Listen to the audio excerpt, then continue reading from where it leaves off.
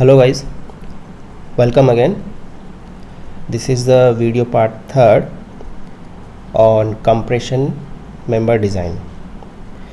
हमने last video में एक प्रॉब्लम करी थी जिसमें सिंगल स्टेट एनालिसिस किया था, जिसमें हमने निकाला था compressive strength of any single state, उसको कैसे निकालते हैं। अब हम प्रॉब्लम नंबर 2 करने वाले हैं, जिसमें हम क्या करेंगे, एक स्टेट है जो डबल एंगल है, राइट। तो डबल एंगल स्टेट की हम एनालिसिस करेंगे। दैट मीन्स हम उसकी कंप्रेसिव स्ट्रेंथ निकालेंगे, design compressive strength. Okay, so let's C. Question says calculate the strength of a discontinuous strut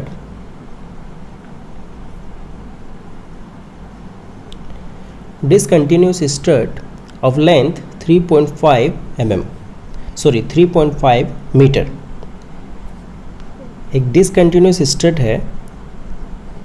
discontinuous strut का मतलब समझ रहे हो आप, कि जब हमने एक ट्रस बनाया था तब आपने देखा होगा, मैं इस तरीके से बताया था आपको कि ये एक जॉइंट, ये दूसरा पिन जॉइंट, ठीक है, और वापस इस तरीके से।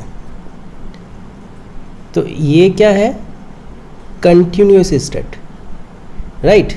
लेकिन हमारा क्या है, डिसकंटिन्यूस स्ट्रट। तो ये डिसकंटिन्यूस स्ट्रट यानी कि ये ओनली एक ही जॉइंट के बीच में जुड़ा हुआ है, ये आगे कंटिन्यू नहीं है। तो इसका मतलब ये डिसकंटिन्यूस स्ट्रट है। सो ये कह रहा है कि एक डिसकंटिन्यूस स्ट्रट है जिसकी लेंथ है 3.5 metre. Okay, the strut consist of 2 unequal angles. ये जो स्ट्रट है इसमें 2 अनइक्वल एंगल्स लगे हुए हैं। अनइक्वल एंगल्स का मतलब उसका जो एक लेग है और दूसरे लेग बराबर नहीं है, राइट। अब इसके दोनों साइड लगे हुए हैं, समझ रहे हो। एक जब भी आप क्वेश्चन पढ़ते हो तो एक माइंड में एक इमेज बनाया करो कि किस तरीके से लग रहे होंगे, right. So 2 unequal angles 150, 75, 10 mm with legs connected and placed. ये दोनों इस पर लगे हुए हैं और उसकी जो स्टील है उसकी ग्रेड दी हुई है और जो उसकी यील्ड स्ट्रेस है 250 मेगापास्कल है। ओके, और उनके बीच में एक 10 mm की थिक गसेट प्लेट लगाई हुई है। समझे आप कुछ, मतलब इसमें ये एक स्ट्रट है मान लेते हैं। अब इसमें इस तरीके से कनेक्टेड है कि जो 2 एंगल है वो मान लेते हैं कि ये ऐसे है और ये दूसरा ऐसे है, ठीक है। और इसके बीच में एक गसेट प्लेट है जिसकी जो थिकनेस है 10 mm है। ये इमेज इसमें अच्छी तरीके से नहीं बनी है, हम आपको नीचे दिखाएंगे। तो ये इस तरीके से कनेक्टेड है बैक टू बैक, राइट। तो हमारा जो ये स्ट्रट है वो डबल एंगल स्ट्रट है और जो एंगल है वो अनइक्वल एंगल है। दैट मीन्स उसकी जो लेग्स है वो डिफरेंट है। Got it. अब इसमें क्वेश्चन में दिया हुआ है हमें कि हमें क्या निकालना है, स्ट्रेंथ निकालनी है उसकी। That means we need to calculate compressive strength, design compressive strength. Okay, अब 2 कंडीशंस दी हुई है हमें कि कौन कौन सी कंडीशन में निकालना है। फर्स्ट है on the either side of a gusset plate. अब देखो मैंने बोला बैक टू बैक, तो ये है फर्स्ट कंडीशन। इस कंडीशन में क्या है कि on the either side of a gusset plate. तो ये जो है एक फर्स्ट केस में तो दोनों साइड यानी कि बैक टू बैक कनेक्टेड है। दूसरे केस में on the same side of a gusset plate. दूसरे केस में एक बोलता है कि ये सेम साइड में लगे हुए हैं, सेम साइड में लगे हुए हैं, मतलब इस तरीके से सेम साइड में लगे हुए हैं। ये जस्ट इमेजिनरी है, अभी हमने इमेजिनरी क्वेश्चन को समझा है, ठीक है। तो जब हम फर्स्ट करेंगे क्वेश्चन में तो इसका मतलब हमें क्या समझ में आया कि जो 2 एंगल हैं वो अलग अलग साइड पर लगे हुए हैं, बीच में एक गसेट प्लेट है, राइट। और गसेट प्लेट की जो थिकनेस है वो 10 mm है। ओके, लेट्स मूव ऑन कि कैसे सोल्व करेंगे इसको। देखो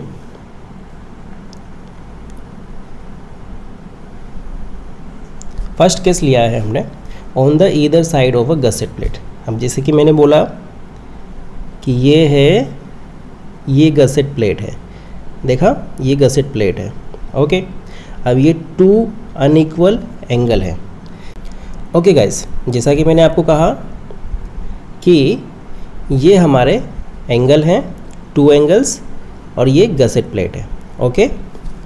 अब जैसा कि क्वेश्चन में हमें क्या दिया हुआ है कि डिसकंटिन्यूअस स्टेट है, टू अनइक्वल एंगल है, with legs connected and placed, okay.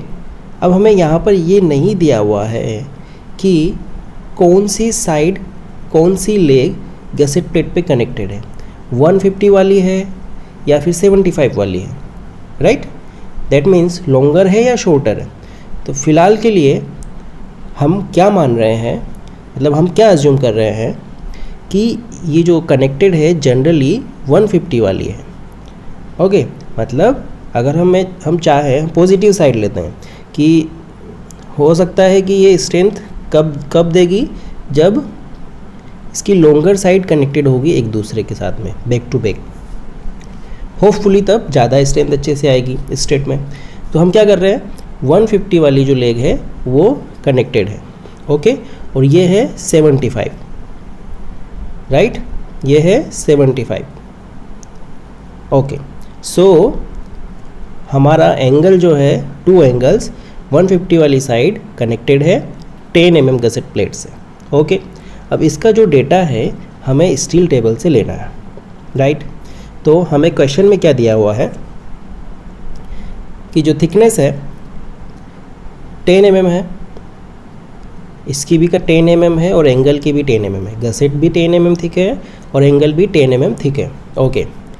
और उसके बाद में जो लेंथ है स्टड की वो 3.5 metre, that is 3500 millimetre, okay. 2 ISA है 150, यहाँ पर 150 नहीं लिखा हुआ है, 150 75 इंटू 10 mm, ओके।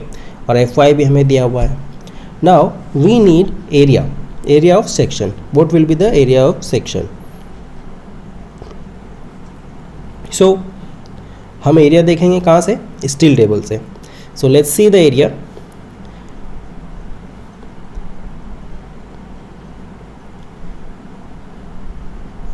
ये स्टील टेबल है, ओके।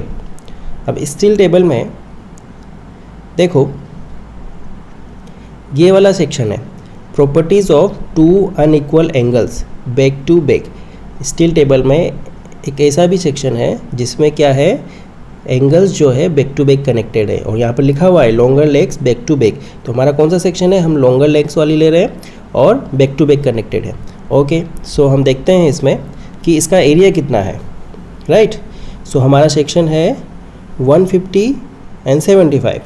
सो ये वाला देखिए ISA 150 75 और थिकनेस कितनी है 10 mm, दैट इज़ ये दूसरा वाला है, ओके। तो इसका एरिया, ये थिकनेस दी हुई है, वेट पर मीटर सेक्शनल एरिया हुआ है। तो सेक्शनल एरिया हमारे पास निकल के आता है 4312। ये सेंटीमीटर स्क्वायर है, हम इसको मिलीमीटर में चेंज करेंगे, ओके। सो अब हम यहाँ पर इसकी वैल्यू रखते हैं। लेट्स सी हियर, AE है हमारा 4312 mm स्क्वायर, हमने इसको मिलीमीटर में चेंज कर लिया है, okay. Now this is the thing, ये क्या है, रेडियस ऑफ जायरेशन। हमें मिनिमम रेडियस ऑफ जायरेशन चाहिए, राइट। अब इसमें थोड़ा सा स्पेशल केस क्या है कि वैसे तो पिछले वाले क्वेश्चन में तो हमने क्या किया था, डायरेक्ट वहाँ से वैल्यू देखी थी, आर मिनिमम कौन सा है, और हमने उठा के यहाँ पर रख दी थी। लेकिन इसमें क्या है, जो हमारे एंगल है, टू एंगल है और वो बैक टू बैक कनेक्टेड है और 10 mm की गसेट प्लेट है, तो यहाँ पर रेडियस ऑफ जायरेशन थोड़ा डिफरेंट निकल के आता है। आई होप आपको रेडियस ऑफ जायरेशन मालूम हो कि क्या होता है, उसी के बेसिस पर ये डिफाइन किया जाता है, ओके। सो आर मिनिमम हम देखते हैं, रेडियस ऑफ जायरेशन मिनिमम कहाँ से निकालेंगे, स्टील टेबल में से। आप देख लो, आपको याद रहेगा। देखो ये है longer legs back to back, वही हमारी टेबल है। अब यहाँ पर हमें क्या निकालना है, रेडियस ऑफ जायरेशन। एक रेडियस ऑफ जायरेशन तो ये दी हुई है, ये वाली, राइट। अगर हम हमारा सेक्शन लेते हैं तो ये यहाँ से निकलती है 4.81, लेकिन हमें कौन सा केस लेना है, हमें बैक टू बैक वाला केस लेना है। तो यहाँ पर देखिए इसके दूसरे साइड में, इसमें देखिए हमारा सेक्शन है ISA 150/75, ओके। अब देखो यहाँ पर ये लिखा हुआ है radius of gyration about YY axis. अब जो YY एक्सिस है उससे हमारा मिनिमम है, राइट। तो आपने पिछले वाला क्वेश्चन भी देखा था, हमने वहाँ से RYY लिया था। अब यहाँ पर देखो हमारा दूसरा वाला है, सेकंड वाली रो है। अब यहाँ पर दिया हुआ है distance back to back of angles in centimetre. इसका मतलब है कि जो एंगल जो है, ये जो एंगल है, ये जो एंगल आपको दिखाई दे रहा है, इसके बीच की डिस्टेंस, मतलब ये जो YY एक्सिस है इसमें ये वाली डिस्टेंस, समझ रहे हो आप, कि जो हमारी गसेट प्लेट यहाँ पर बीच में जो कनेक्टेड है, तो इन दोनों एंगल के बीच में जो डिस्टेंस है, बीच वाली डिस्टेंस, वो कितनी है, उसके अकॉर्डिंग हमारी रेडियस ऑफ जायरेशन डिफाइंड होती है, कैलकुलेट होती है, राइट। तो हमारे पास क्या है, 10 mm की गसेट प्लेट लगी हुई है, इसका मतलब है 1 सेंटीमीटर। तो उनके बीच की डिस्टेंस कितनी हुई, 1 सेंटीमीटर। तो उस 1 सेंटीमीटर को देखकर ही हमारे सेक्शन से हम रेडियस ऑफ जायरेशन की वैल्यू निकालेंगे। तो distance back to back of angles ये है 1 सेंटीमीटर। तो 10 mm की लगी हुई है, 1 सेंटीमीटर हो गया। सेकेंड कॉलम देखो, ये देखो यहाँ पर 2.90 सेंटीमीटर स्क्वायर, सॉरी 2.90 सेंटीमीटर। तो 2.90 को हम मल्टीप्लाई करेंगे हमारे mm में चेंज करने के लिए, तो ये कितना हो जाएगा, 29 mm। तो हमारी रेडियस ऑफ जायरेशन कितनी निकल के आई, 29 mm, ओके। सो हमने वैल्यू यहाँ से ले ली है। अब जाते हैं हमारे पेज पर। देखो ये है radius of gyration 29 mm, 1 centimetre apart, that is the thickness of the gusset, okay. ये वैल्यू अब हमने वहाँ से ली है। अब हमें क्या करना है, FCD की वैल्यू निकालनी है, राइट। अब देखो हम क्या कर रहे हैं, किसका एनालिसिस कर रहे हैं, डबल एंगल डिसकंटिन्यूस स्ट्रट का। अब इसके लिए वैल्यूज़ कहाँ पर दी हुई है, जो हम कैलकुलेट करते हैं, फॉर्मूले कहाँ पर दिए हुए हैं जिससे हमें कैलकुलेशन करनी है। तो देखो सिंगल एंगल स्ट्रट तो हमें कैसे करना पड़ता है, सारे फॉर्मूलेज वैल्यूज़ वगैरह रख के और उसमें हम FCD की वैल्यू निकालते हैं। बट डबल एंगल में देखो, डबल एंगल के लिए मैं आपको एक बार कोड का पेज दिखा देता हूँ कि ये हमारा पेज नंबर 48 है। इसमें देखो double angle strut for double angle discontinuous strut की डिज़ाइन दी हुई है, ठीक है। मैं आपको इसको नहीं पढ़ रहा हूँ फ़िलहाल, बस ये पेज नंबर दिखा रहा हूँ कि किस तरीके से इसमें डिज़ाइन के लिए दिया गया है। अब ये जो है डबल एंगल स्ट्रट, इसमें क्या है कि हम दो तरीके से हम FCD की वैल्यू निकाल सकते हैं। फर्स्ट तरीका क्या है कि हम वैसे ही जो हमने लास्ट में निकाला था, सारे फॉर्मूलाज अलग अलग कैलकुलेट करके उसमें वैल्यू रखो, लैम्डा की वैल्यू निकालो, फिर फाई की वैल्यू निकालो, फिर उसमें वैल्यू पुट करो, फिर FCD की वैल्यू निकालो, राइट। लेकिन दूसरा तरीका है कि हम इसकी वैल्यू स्लेंडरनेस रेशियो के अकॉर्डिंग टेबल नंबर 9 से, जो वहाँ पर हमें दी गई है कोड में ABC according to the buckling class, वहाँ से हम डायरेक्टली FCD की वैल्यू ले सकते हैं, राइट। ये हमें वैल्यू दी हुई है। तो हम क्या करेंगे, हमारे पास इजी तरीका क्या है कि डायरेक्टली टेबल में से देखेंगे, बिकॉज उसमें कितना टाइम लगता है। सो अब हम क्या करेंगे, FCD की वैल्यू टेबल नंबर 9 से देखेंगे, ठीक है। अब आपको पिछले क्वेश्चन में मैंने बताया था कि जो हमारा बकलिंग क्लास है उसके अकॉर्डिंग ही टेबल नंबर 9 से हमें देखना है। अब जैसे कि हमारा एंगल है, कौन सा है, एंगल है, तो मैंने बोला था एंगल के लिए और सी सेक्शंस के लिए और ऐसे ही एक दो सेक्शन और थे, उनके लिए जो क्लास होती है बकलिंग क्लास, वो कौन सी होती है, क्लास सी। तो ये टेबल है, तो उसमें डिज़ाइन कंप्रेसिव स्ट्रेस ये वैल्यू है FCD की for column buckling class C. अब क्लास सी के लिए हमें वैल्यू चूज़ करनी है, तो ये हमें FY की वैल्यू दी हुई है, दैट इज़ इस तरीके से जाती हुई। तो FY की वैल्यू हमारे पास है 250, दैट इज़ हमारे पास है ओके। अब हमें चाहिए KL/R, that is slenderness ratio. अब वो KL/R के अकॉर्डिंग हम फिर कहीं से यहाँ से, जैसे अगर मान लेते हैं 150 आता है, तो कहीं पर अगर 250 है तो फिर हमारी वैल्यू ये होगी, ठीक है, 59। तो ऐसे ही हमें FCD की वैल्यू यहाँ से उठानी है, राइट। लेकिन उसके पहले हमें KL/R चाहिए। तो KL/R क्या है हमारी इस केस में, इस प्रेजेंट केस में हमारी KL/R की वैल्यू क्या है। देखो ये है हमारा question, slenderness ratio KL/R, okay. यहाँ पर R हमें क्या रखना है, R मिनिमम। तो हमें R मिनिमम तो पता ही है, क्योंकि हमने क्यों निकाला इसको, ये हमने R मिनिमम ले लिया है। अब चाहिए हमें KL, और KL क्या है, इफ़ेक्टिव लेंथ है। अब जो इफ़ेक्टिव लेंथ है उसमें मैं L तो क्या है, जो हमें क्वेश्चन में दिया हुआ है 3500 मिलीमीटर। अब K की वैल्यू क्या होती है, अब हमें तो ये पता है कि जो K है उसकी वैल्यू सपोर्ट कंडीशन के अकॉर्डिंग ही डिफाइन होती है, कि सपोर्ट कंडीशन कितनी है, ये दोनों में हिंज है, अगर फिक्स है तो कैसे है, उसके अकॉर्डिंग डिफाइन होती है। लेकिन हमें कोड में दिया हुआ है डबल एंगल स्टड के लिए हम जो K की वैल्यू है, दैट इज़ इफ़ेक्टिव लेंथ है, उसकी वैल्यू 0.75 0.85 टाइम्स ले सकते हैं उसकी लेंथ के, राइट। तो ये हम क्या कर रहे हैं, 0.85 टाइम्स ले रहे हैं इसकी effective length according to the code. IS 800 में आप देखो पेज नंबर 48 पर, वहाँ पर दिया हुआ है, ओके। सो वहाँ से हमने K की वैल्यू कितनी ली, 0.8, ये देखो 0.8 ले ली हमने, और 3500 से मल्टीप्लाई कर दिया, बिकॉज 3500 क्या है, हमारी लेंथ है, एक्चुअल लेंथ है, ओके। सो KL की वैल्यू आई है 2975 मिलीमीटर, ओके। हमारे पास KL आ गया, डिवाइड बाय R मिनिमम कर देंगे हम।